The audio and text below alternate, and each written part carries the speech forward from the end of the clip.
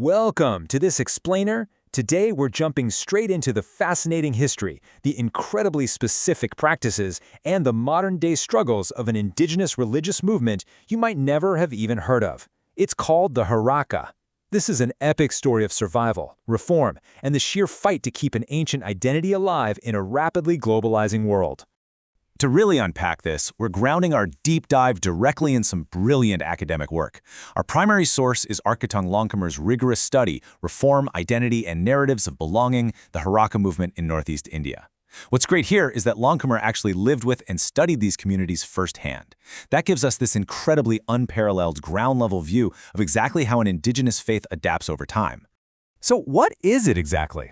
Well, this text right here establishes our baseline perfectly. The Heraka is not just some ancient static tradition that never changes. It's actually a highly deliberate, evolving socio-religious movement. And the word Heraka itself, it literally translates to pure. Specifically, it means those who are fenced off from evil spirits. It's an indigenous reform movement focused entirely on purity and preservation, especially when facing massive outside pressures.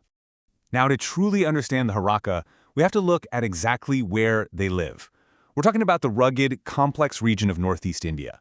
They are primarily in the North Kachar Hills of Assam, as well as parts of Manipur and Nagaland.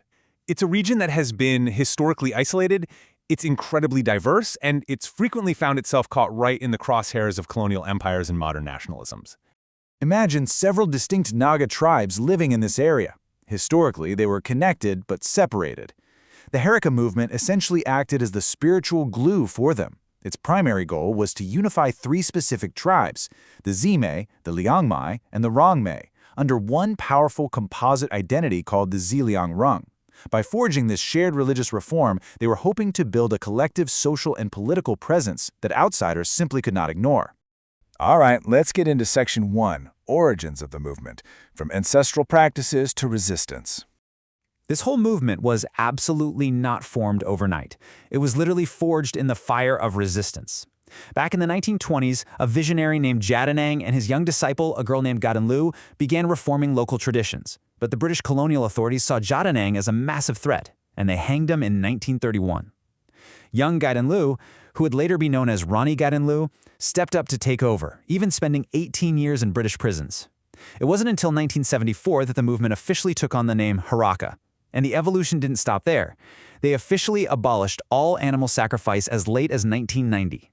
You might be wondering, why reform in the first place? Well, the ZELIANGRONGPUI-MEI people were up against the wall. They were facing the pressures of modern markets, massive waves of immigration, the heavy hand of British colonialists, and absolutely devastating near famines.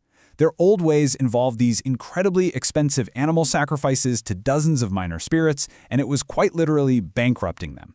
They simply had to adapt their cosmology and their economy just to survive in a changing world.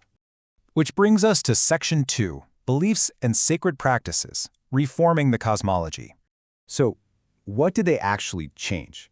They essentially swept away that complex, expensive web of small gods and animal sacrifices and created a streamlined, monotheistic religion. They focused all their worship on one supreme god, known as Tingwang. And this was completely revolutionary for them.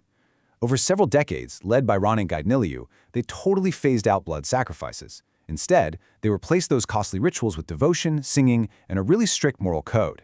Suddenly, their religion became accessible and sustainable for everyone.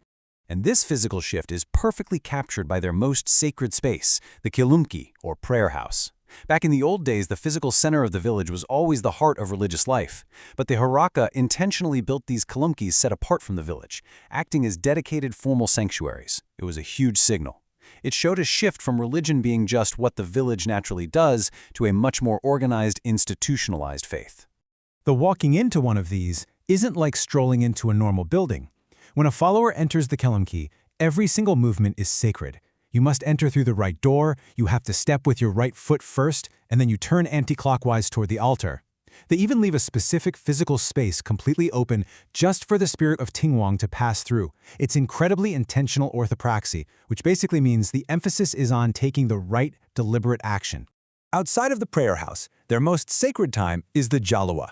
This is the full moon day. According to the research, followers believe that humans are soft, kind of like eggs, making them very susceptible to evil. So whenever the full moon hits, they hit pause. They abstain from all daily work, maintain strict physical and marital cleanliness, and pray precisely at sunrise. Why the sun? Because to the Heraka, the sun visually represents Tingwang's ultimate unyielding strength. That brings us to Section 3, Heraka and Modern Religion, Walking the Tightrope in 2026. Today, the Heraka are caught right in the middle of two massive competing forces, making their situation incredibly tense. On one side, you have integrationist Hindu organizations like the VHP. They embrace the Heraka, fund their schools, and view them as an allied native faith against Christian expansion. But on the exact opposite side, you have the majority Christian Nagas, many of whom have strong nationalist aspirations. They tend to view the Heraka with a lot of suspicion, seeing them as anti-church or overly aligned with mainland India. The Heraka are just navigating right down the middle of this, trying to impartially maintain their own authentic truth. So how on earth do they survive this squeeze in 2026? It comes down to some incredibly pragmatic choices. They often send their children to those well-funded Hindu schools, and they might even adopt cultural greetings like Namaste. But, and this is a big but, at the absolute same time, they fiercely preserve their traditional Zeliangrong clothes, their dances, and their core worship of Tingwang. They actively resist Christian proselytization, aggressively guarding their independence so they don't get swallowed up by either extreme. Ultimately, the Heraka aren't just trying to hide away in the hills. As this quote perfectly captures, they are actively upgrading their ancient local traditions. They've codified their rules into a holy text, built dedicated prayer houses, and organized a highly unified identity. They are literally trying to elevate their indigenous faith into a robust, structured religion that is fully capable of standing shoulder to shoulder with the giant global religions of the 21st century. The story of the Heraka isn't just about one specific community in Northeast India. It's honestly a masterclass in adaptation. It leaves us with a profound question: how can indigenous cultures everywhere fight to adapt, reform, and modernize without losing their original soul?